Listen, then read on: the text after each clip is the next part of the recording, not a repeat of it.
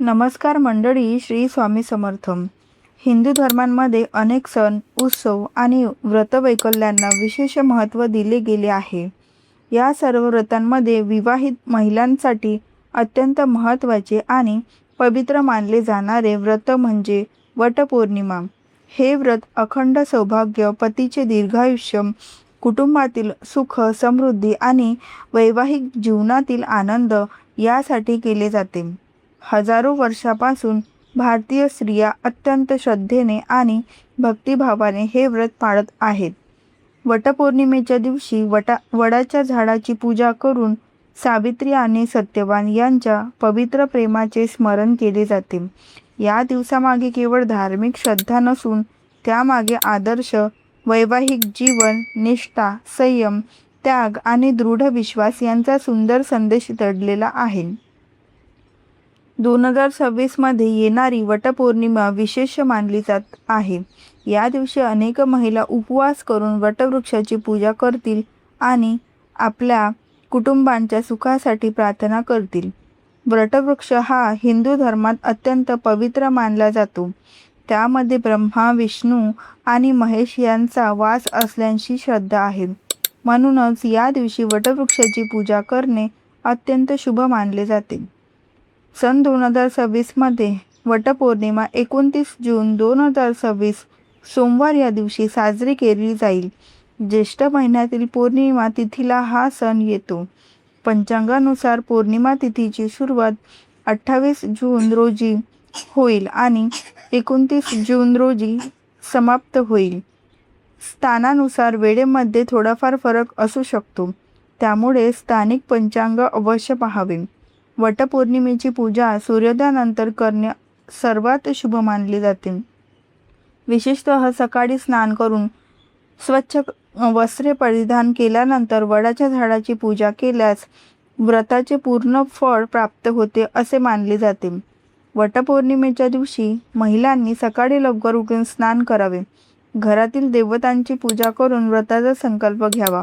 त्यानंतर वडाच्या झाडाजवळ जाऊन त्यांची पूजा करावी. वडाच्या झाडाला पाणी अर्पण करावे, हळद कुंकू वाहावे, फुले अर्पण करावीत आणि मनोभावे प्रार्थना करावी. त्यानंतर झाडाभोवती पवित्र धागा गुंडाळत प्रदक्षिणा घालाव्यात. प्रदक्षिणा घालताना सावित्री, सत्यवान यांचे स्मरण करावे. अनेक ठिकाणी 7, 11, 21 किंवा 108 प्रदक्षिणा घालण्याची परंपरा आहे. पूजा पूर्ण झाल्यानंतर आरती करावी आणि नैवेद्य अर्पण करावा. त्यानंतर कुटुंबाच्या सुख समृद्धीसाठी प्रार्थना करावी. वटपौर्णिमेच्या व्रतामागील सर्वात महत्त्वाचा भाग म्हणजे सावित्री सत्यवान यांची कथा. ही कथा स्त्रीच्या निष्ठेचे, प्रेमाचे आणि दृढ संकल्पाचे अद्भुत उदाहरण मानले जाते. प्राचीन काळात अश्वपती नावाचा एक राजा होता. त्याला अनेक वर्ष अपत्य नव्हते. त्याने देवीची कठोर उपासना केली आणि देवीच्या कृपेने त्याला एक सुंदर कन्या प्राप्त झाली. तिचे नाव सावित्री ठेवण्यात आले. सावित्री अत्यंत बुद्धिमान, सुंदर आणि सद्गुणी होती. विवाहयोग्य वय झाल्यावर तिने सत्यवान नावाच्या राजपुत्रांची निवड केली. सत्यवान अत्यंत सद्गुणी आणि धर्मशील होता, परंतु नारद मुनींनी भाकीत केले होते की त्याचे आयुष्य फार कमी उरले आहे. हे ऐकून सावित्री आपल्या निर्णयांवर ठाम राहिली आणि तिने सत्यवानाशी विवाह केला.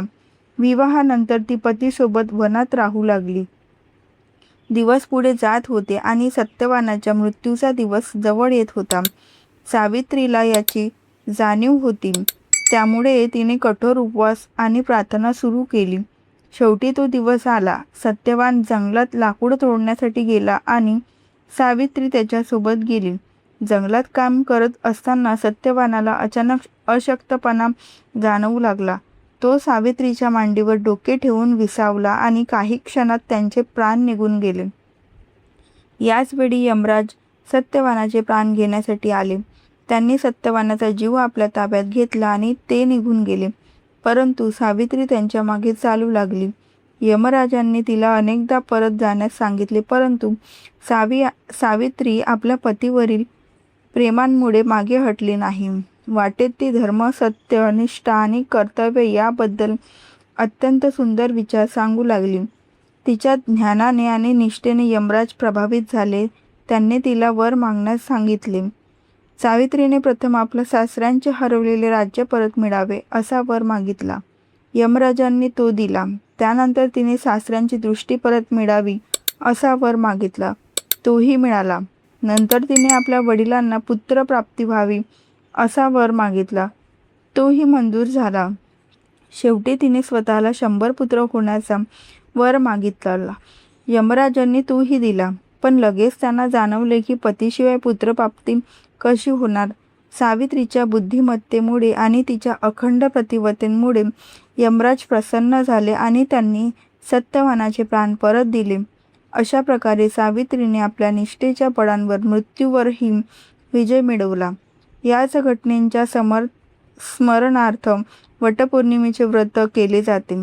सावित्रीला आदर्श पतिव्रता स्त्रीचे प्रतीक मानले जाते. तिच्या धैर्याने, संयमाने आणि भक्तीने संपूर्ण समाजाला एक महान आदर्श दिला आहे. वटपौर्णिमेचे धार्मिक महत्त्व अत्यंत मोठे आहे. वडाचे झाड हे दीर्घायुष्याचे प्रतीक मानले जाते. त्याच्या विशाल फांद्या, खोल मुळे आणि दीर्घ आयुष्य हे धैर्य आणि संरक्षणाचे प्रतीक आहेत. हिंदू धर्मानुसार वटवृक्षांमध्ये त्रिदेवांचा वास असतो. म्हणूनच या झाडाची पूजा केल्याने ब्रह्मा, विष्णू आणि महेश यांची कृपा प्राप्त होते असे मानले जाते. वटवृक्षाची पूजा केल्याने घरातील नकारात्मकता दूर होते, कुटुंबात आनंद आणि सौख्य टिकून राहते आणि आयुष्यातील संकटे दूर होतात अशी श्रद्धा आहे. आध्यात्मिक दृष्टिकोनातून पाहिले तर वटपौर्णिमा आपल्या श्रद्धा, संयम, निष्ठा आणि आत्मविश्वास यांचे महत्त्व शिकवते. जीवनात कितीही कठीण प्रसंग आले तरी धैर्य सोडू नये हा संदेश सावित्रीच्या कथेतून मिळतो. तसेच ईश्वरावरील विश्वास आणि सत्कर्म यामुळे अशक्य वाटणाऱ्या देखील शक्य होऊ शकतात हे या व्रतांमधून समजते. वटपौर्णिमा हा केवळ पतीच्या दीर्घायुष्यासाठी केला जाणारा सण नाही, तर कुटुंबातील प्रेम, एकता, त्याग आणि परस्पर विश्वास दृढ करणारा एक सुंदर संस्कार आहे. आता आपण बघूया वटपौर्णिमेच्या उपवासाचे नियम. सकाळी लवकर उठून स्नान करावे. स्वच्छ आणि शक्य असल्यास नवीन कपडे परिधान करावीत.